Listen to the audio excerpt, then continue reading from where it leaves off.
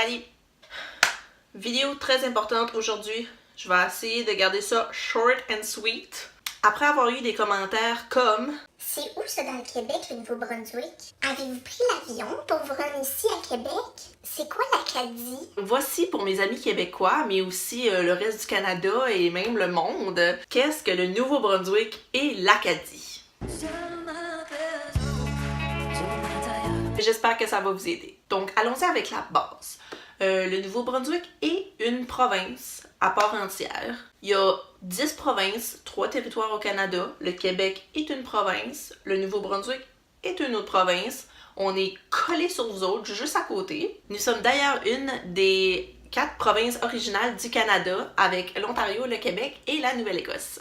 Partie très importante. Nous sommes la seule province officiellement bilingue du Canada. Ce qui veut dire que tous les services gouvernementaux peuvent être offerts dans les 2 langues.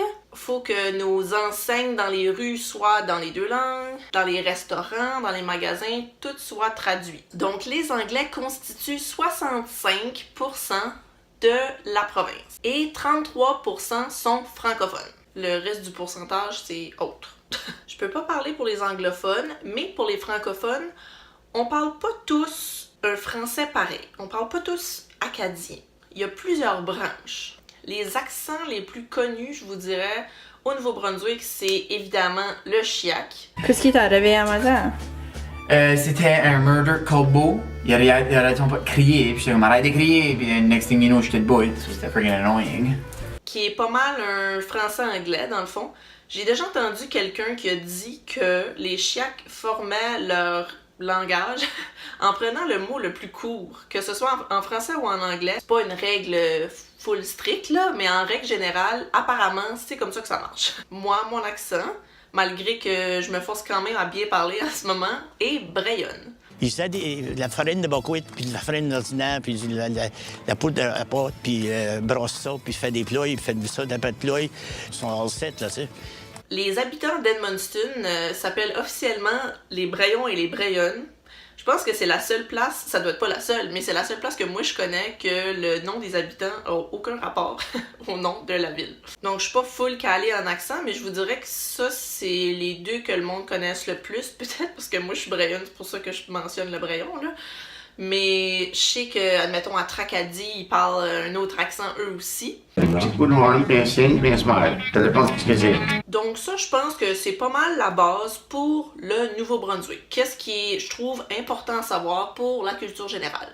Donc ensuite, il y a l'Acadie. Là, ça devient un peu plus compliqué. Parce que dans le fond, l'Acadie, il n'y a pas vraiment de territoire. Vous comprenez? C'est pas une province, c'est pas une ville, c'est pas un pays. J'espère que vous ne pensiez pas que c'est un pays, mais c'est vrai que vous êtes bon pour penser que certaines choses sont des pays.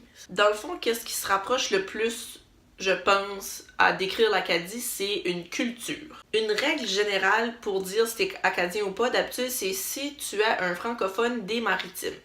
Mais encore là, il n'y a pas tout le monde qui se considère acadien. Puis c'est correct, je veux dire, il n'y a pas de règle que toi t'es acadien, toi tu l'es pas. Tu sais, si t'es né au Québec, t'es un Québécois. Ça, c'est la règle. Si t'es né au Nouveau-Brunswick, t'es un Nouveau-Brunswickois. Mais acadien, c'est plus vague.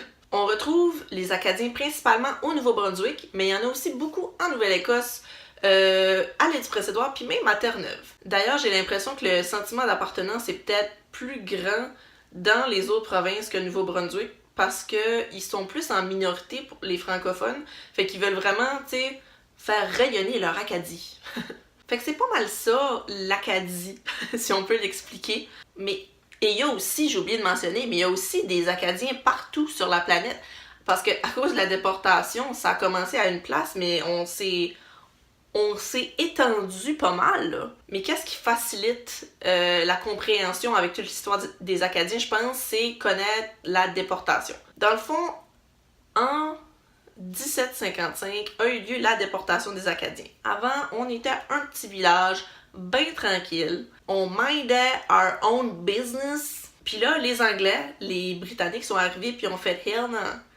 Vous êtes pas comme nous autres, vous êtes bizarres, vous parlez pas pareil, vous avez pas la même religion. » Non. Fait que là, ils ont dit vous faites comme nous autres, on dit, vous apprenez notre langue puis vous suivez nos coutumes. Sinon, ben c'est bye-bye les Acadiens. Puis ben là, les Acadiens, une grande lignée de têtes de cochon, ils ont fait « Hell no! » Fait que les Britanniques ont fait leur tournée. Ils ont séparé les femmes et les enfants des hommes. Ils ont pris les hommes, ils les ont mis sur des bateaux, ils les ont shippés. Les femmes et les enfants pleuraient, des familles étaient détruites, ils ont brûlé des maisons, les récoltes. Ils ont été vraiment bitch. Vu que la déportation a été faite par bateau, si vous regardez un peu une map du Nouveau-Brunswick, vous allez vous rendre compte que les communautés francophones, les villes en fait francophones au Nouveau-Brunswick sont pas mal où est-ce qu'il y a les courants d'eau. Comme il y en a tout le long où est-ce que l'océan. Si vous remontez le fleuve, il y en a le long du fleuve. D'ailleurs, Edmundston est au bout du fleuve. Puis c'est pour cette raison, parce que les Acadiens se sont fait déporter par les cours d'eau. Et c'est d'ailleurs pour cette raison qu'on retrouve une grosse communauté, un peu moins maintenant, communauté de francophones en Louisiane, aux États-Unis, parce qu'ils ont aussi suivi le courant d'eau, ils se sont retrouvés là. Puis ben oui, les francophones en Louisiane, c'est nous autres, ça! Donc quand les Acadiens se sont fait déporter partout, où est-ce que je vous ai expliqué, ils ont voulu... Ils n'ont pas lâché leur point, ils n'ont pas voulu céder aux règles des Britanniques, puis ils ont commencé leur propre culture. Ils ont recommencé des villages à zéro, avec le mindset acadien. Je pense que j'ai pas mal tout englobé qu'est-ce qu'il y avait d'important, qu'est-ce que je voulais vous partager. Mais j'espère que vous avez aimé écouter cette vidéo, puis que vous avez appris des choses, puis que vous allez le partager à vos amis, juste pour répandre la culture générale. Il y a peut-être même des Néo-Brunswickois, des Acadiens qui savaient même pas tout ce que je viens de leur dire. Donc partagez ça, gang! Salut! Bonne journée!